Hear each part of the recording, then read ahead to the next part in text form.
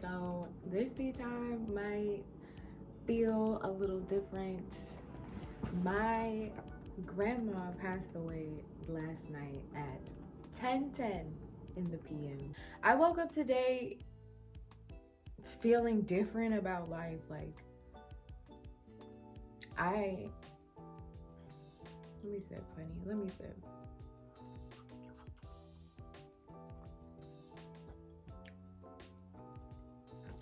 I can say yesterday when I woke up, I was in a completely different headspace than I am in right now. And I can say that, the jolt or shock of losing a loved one, even when you expect it, like my grandma was 94, she was showing signs that she was ready to transition. So it wasn't like this was sprung upon me, like a super shock out of nowhere. But either way, just like waking up to the shock and the reality of like this person's being and this person's energy is no longer in your life, like is no longer in the physical world, is crazy.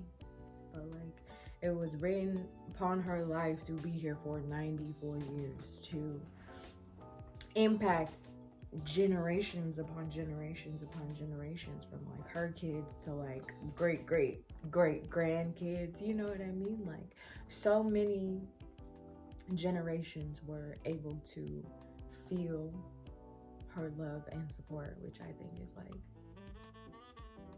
magical. And then it got me thinking into like my own life, because you really do never know when it is your time to go. And like not all of us are fortunate or blessed to make it to 94 years. So like what are we doing with the years that we have right now? Like at your big age, at my big age, like what have you done to impact your life more positively? What have you done to impact your community more positively? What have you done to impact the world around you more positively at your big age? Because no matter how old you are, that you can change whatever it is you want to see changed in your life, in the world. Like it all starts with one. It starts with one. Who is it? It starts with one. I'm gonna tell you a story.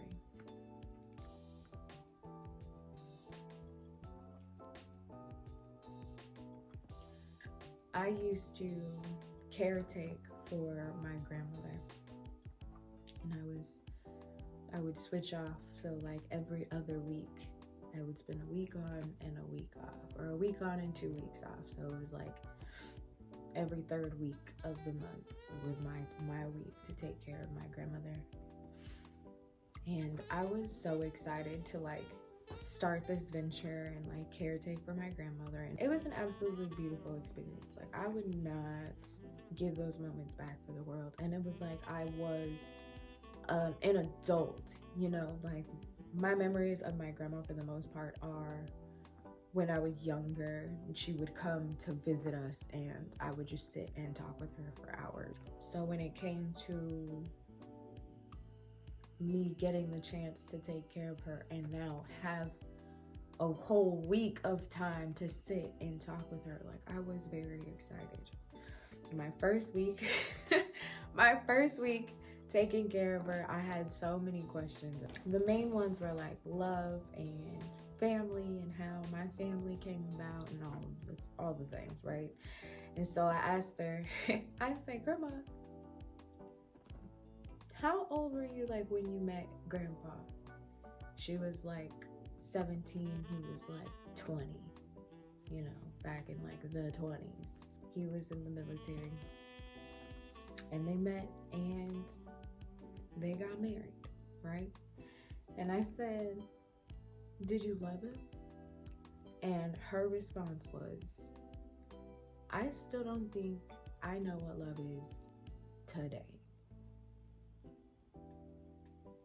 And let me tell you, my whole world was like shattered in that moment. I was like, I'm sorry, Grandma, what do you mean? Like, there was so much like confusion and just a whole lot of fucking confusion, to be real. Like, because if you don't know what love is at your big age, and you have been the matriarch for my family, and you have passed down into generations and generations and generations of whatever love you thought, whatever you thought was love. So what I really heard when she said that was like, do I know what love is? Like, damn, like, if the matriarch of my family does not, can tell me verbatim, like, I don't think I know what love is today. And this is the same love, a capacity for love that got passed down into generation, into generation, into generation, into me. And I don't want to say I don't know what love is, because I definitely know what love is. I've experienced love. I love love. I am love. God is love, radiating love. Love is the universal energy, period. Like, I lead my life in love. But now, I lead my life in love now. And I think when I was taking care of my grandma, I was ascending upon my journey of learning my capacity for love. Because I could definitely say that my grandma knew what love was. She knew how to give love. She knew how to receive love. Literally, love radiated and poured out of every ounce of that woman's being, right? But what she was really saying to me, or at least what I heard, was she only had a certain capacity for understanding love. And that shit really sat with me. Like, okay, if this is what has been taught and learned in generations and cycles as far as love goes, I have to rewrite that story for myself. And I think she entirely, with just that one statement, opened me up to like redefining what love is for myself. And that had to start completely, honestly, that had to start internally. Like, I can't go looking for love if I don't know what it looks like.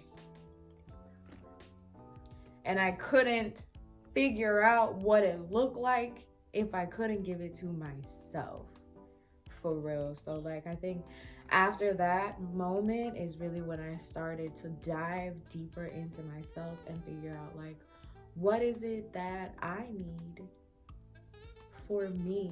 What makes me feel most loved? What makes me feel supported? What makes me feel abundant? What makes me want to pour love into other people? Like, these are the questions I had to start asking myself. And also on the opposite side, like, okay, what isn't love? What have I been accepting for this long that is not actually a reflection of the love I want to be receiving, or what I feel in this capacity of knowledge that love is for me? And how can I release whatever cycle or energy allowed me to sit?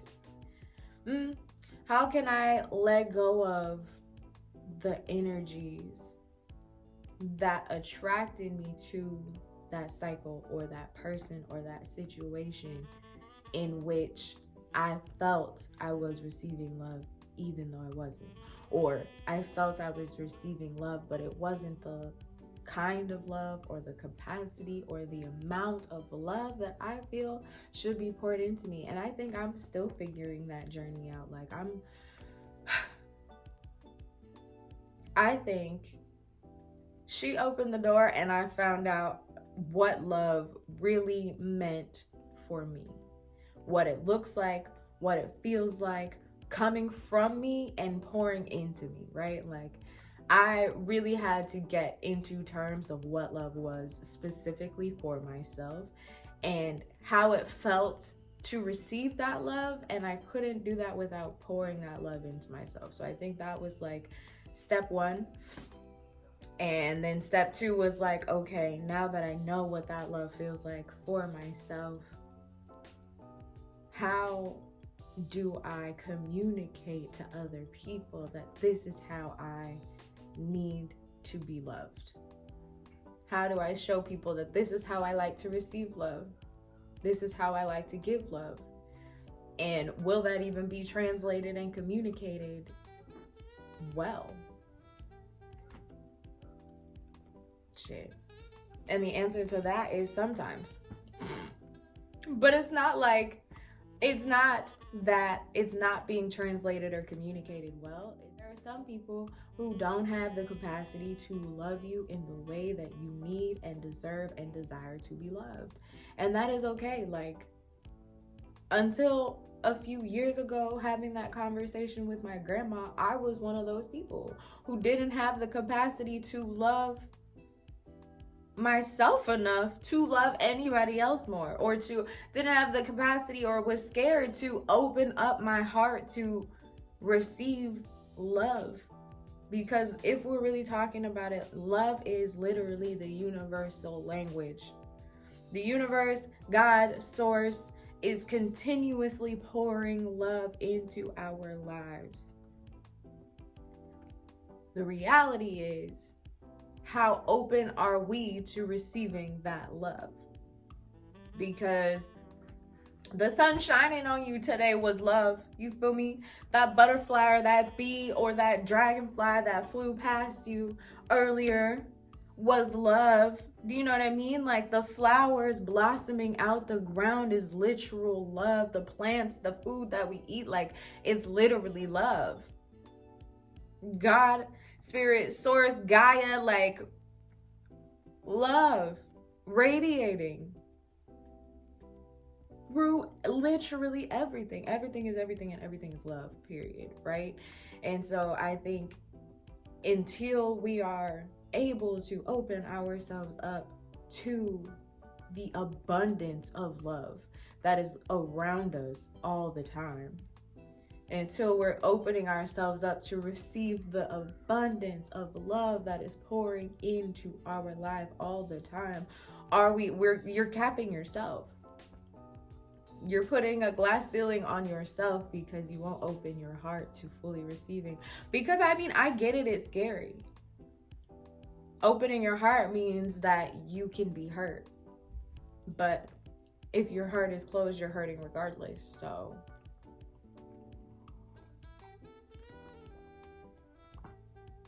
pick your poison.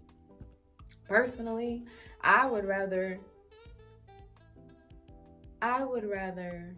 know fully and authentically that I had the courage and I opened up my heart as fucking full as it could go. Like, as far as this little lotus in my heart can open and expand is as wide as I want. I want this heart chakra to blast open. What the fuck? You know what I mean? Like, I want to fully experience all of the love that is presently around me, pouring down, radiating to and through me all the time. Because I feel like only when you open up purely and fully to the idea of love, can you really feel God for real? Can you truly like know, be at one with God? You feel me? It's to like be fully open and present to the love that is everywhere, in everything.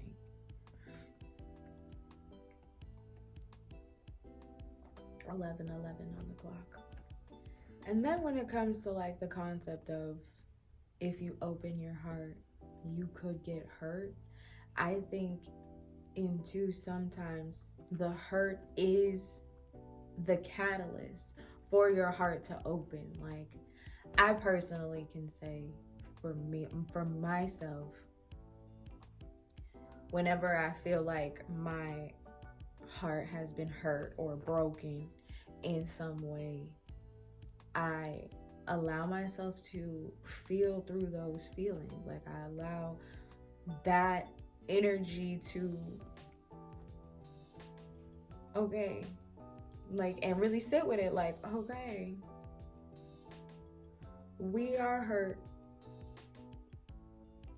We are hurt.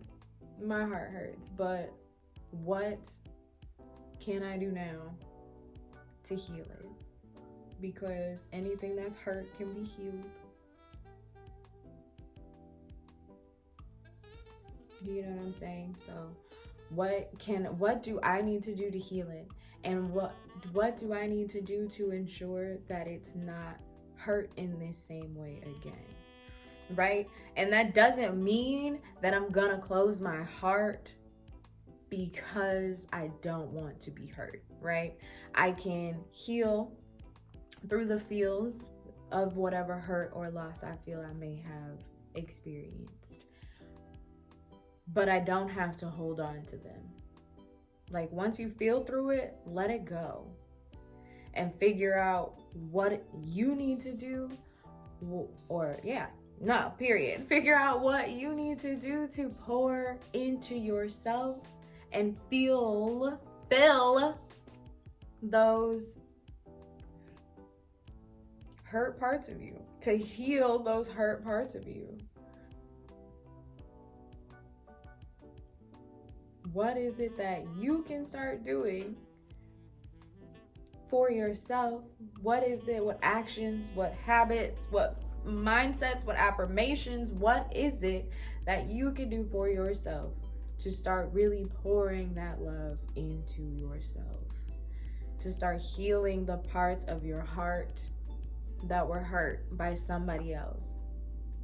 Because as long as you are allowing that hurt to hold you back from receiving the love that you truly deserve and desire, probably, you're allowing whatever person or situation that hurt you to have they still have power over you.